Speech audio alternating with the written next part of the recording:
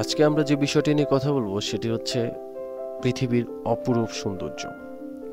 প্রকৃতির প্রতিটি জিনিসের সাথে মানুষের জীবন অঙ্গাঙ্গিভাবে জড়িত এবং নির্ভরশীল। প্রকৃতি ছাড়া জীবন কল্পনা করা অসম্ভব। তাই প্রকৃতি রক্ষা করা ও জনসচেতনতা আমাদের মূল লক্ষ্য হওয়া উচিত। সৃষ্টিকর্তা আমাদের পরিবেশের ভারসাম্য আর সুস্থ সুন্দর জীবনযাপনের জন্যই প্রকৃতি সৃষ্টি করেছেন। বেঁচে থাকার জন্য আমরা প্রকৃতির উপর নির্ভরশীল, আর প্রকৃতি সংরক্ষণের প্রতিটি ব্যক্তির নৈতিক দায়িত্ব।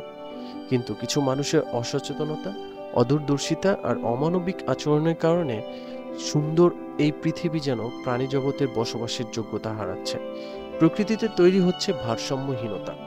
প্রতি বছর বায়ু দূষণ, পরিবেশ দূষণ, জলবায়ু পরিবর্তন, বন্যা, খরা, দাবানল সহ বিভিন্ন প্রাকৃতিক বিপর্যয়ের সম্মুখীন হই আমরা। ফলে অকালে মৃত্যু, বাস্তুচ্যুত ও বিভিন্ন রোগাক্রান্তের পরিমাণ বৃদ্ধি পাচ্ছে, যা মূলত বৃক্ষ নিধন, অতিরিক্ত জনসংখ্যা, অপরিকল্পিত নগরায়ন প্রভৃতি মানবসৃষ্ট কার্যকলাপের ফল।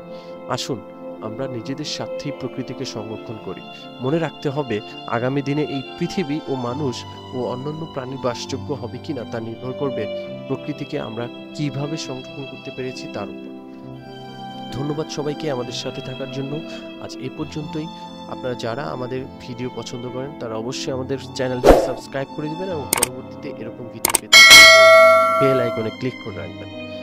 আমরা আবার আসবো নতুন কোনো টপিক নিয়ে আপনাদের সাথে, নতুন কোনো ভিডিও নিয়ে। সেই পর্যন্ত সবাই ভালো থাকবেন, সুস্থ থাকবেন, সুন্দর থাকবেন। সবার সর্বাঙ্গীন সুস্থতা কামনা করে আজকে বিদায় নিচ্ছি আমি, ইব্রাহিম হুসাইন। খুদা হাফেজ।